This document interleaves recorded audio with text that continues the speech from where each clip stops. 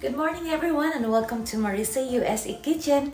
Today we're going to make my favorite vegetable juice.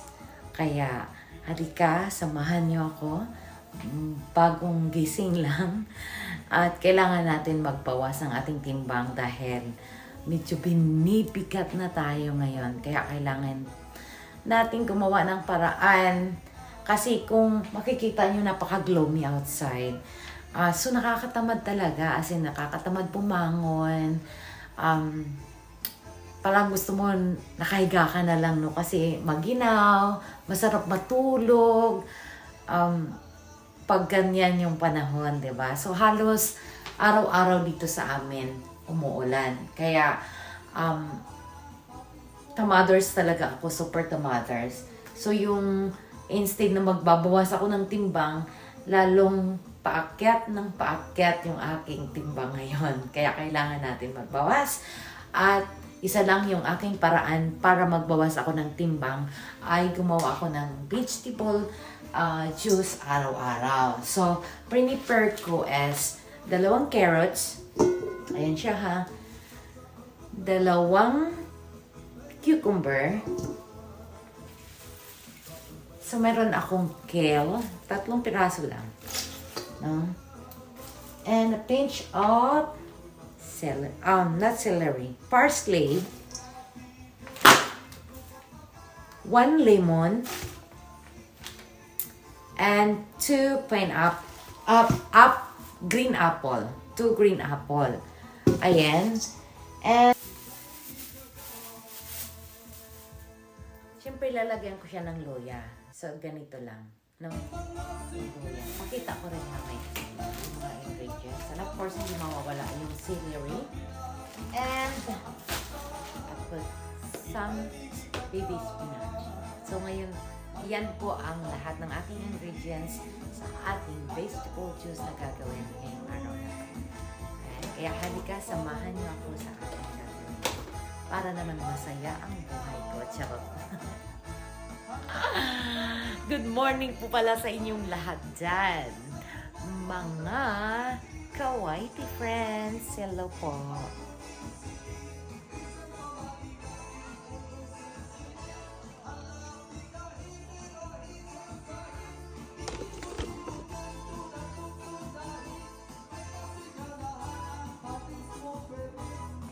So, ito po yung ating mga ingredients ngayon sa ating vegetable juice. Ako, excited na ako dahil iinom na naman ako nito. For the first time in 2024, charot. Ay, nako. Kakaloka. Kailangan i-maintain ito para magbawas tayo ng timbang, guys.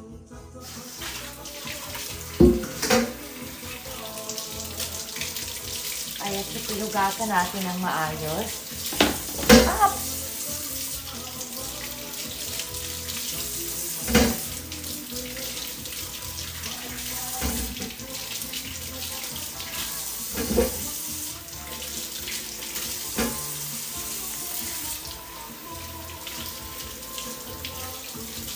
Ayan. CF para mas madali. Diba?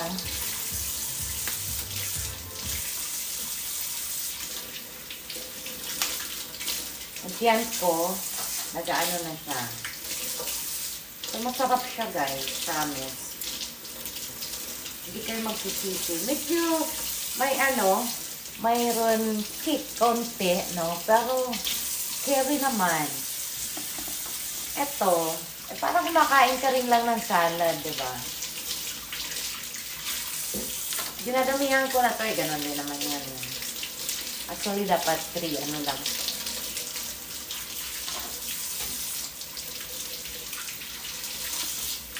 Ayan. So, ito hinahati ko siya para mas madali siyang maano ng juicing. Kasi mahirap. Mahirap siyang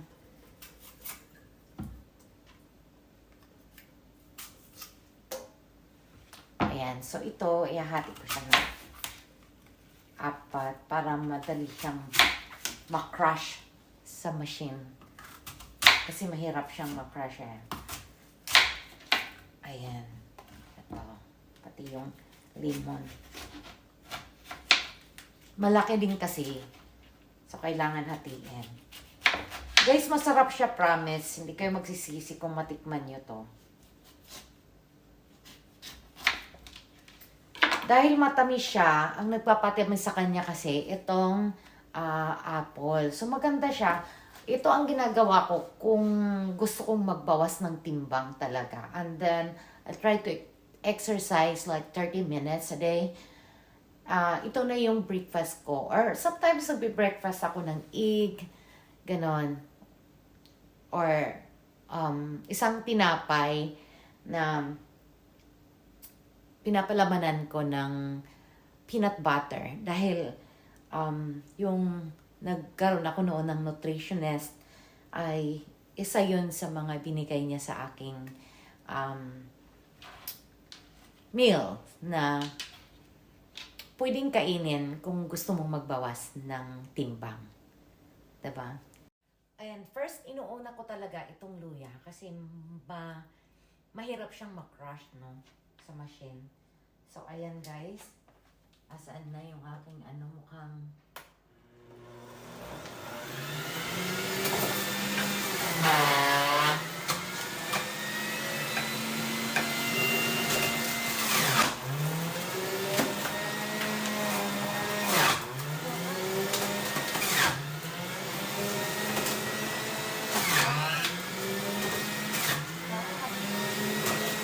kaloka lang talaga. Enjoy na enjoy.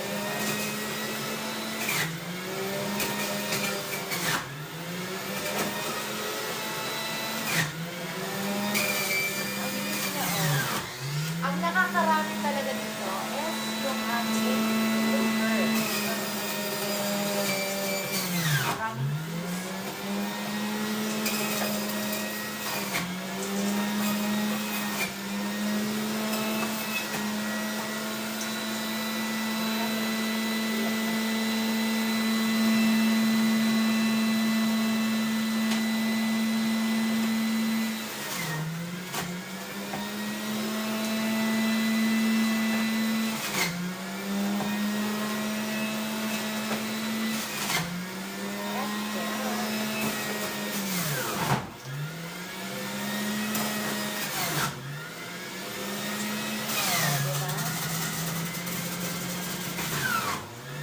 dami na, oh.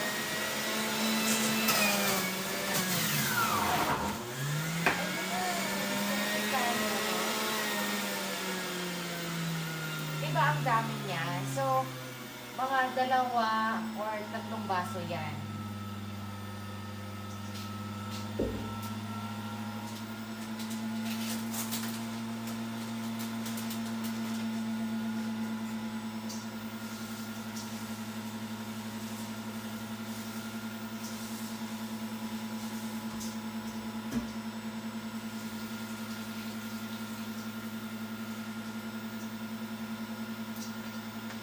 Guys, ang spinach, masarap siya.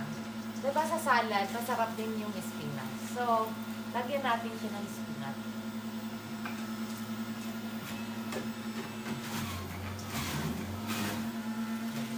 Para creamy and masarap na to. Promise, malalasahan niyo yung isa. Ayan guys, oh. Tapos na tayo.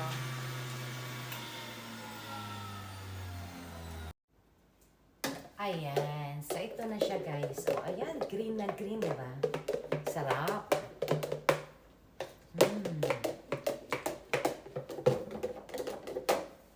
Ayan siya.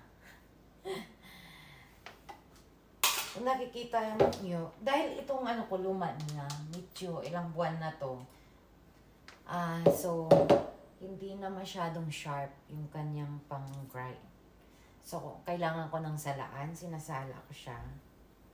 Ayan. Pero ganoon din naman, yung tinatanggal ko lang yung mga dahon-dahon doon. Ayan na siya. Green na green talaga. Promise guys, super sarap. Say ka na. Ayan na, oh. Diba? Tikman natin.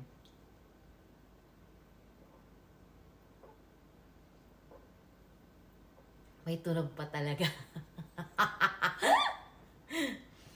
Masarap, super sarap guys, promise. Narinig ako ng asawa ko. So, bababa yun na. Namimiss na niya ang juicy.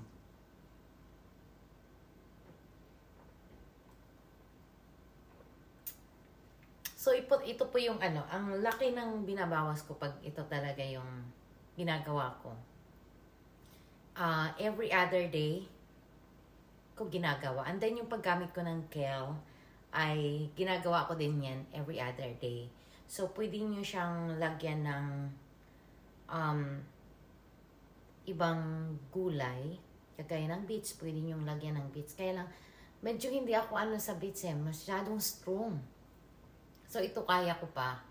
Pero, guys, pag masanay kayo sa kakainom nito, ang sarap niya. And then, talagang kaagad kayo magbabawas. Kung gusto niyo magbawas talaga, ito, pampabawas talaga. I remember nung first time ko na ginawa to, as in, takbo kaagad ako. At syempre, ang nagturo sa akin nito, yung kaibigan ko na vegetarian. No? Dahil siya, nagjujuicing siya. Kung feeling niya ay medyo lumalaki na rin kagaya ko. At para maging healthy din. Kaya guys, maging healthy tayong lahat. Ayan, thank you ulit sa inyong lahat. Cheers! Charot. Ayan, sa mga hindi pa nakasubscribe, please subscribe my channel. Maraming salamat po sa pagsuporta lagi sa aking channel. Bye everyone. God bless. See you around.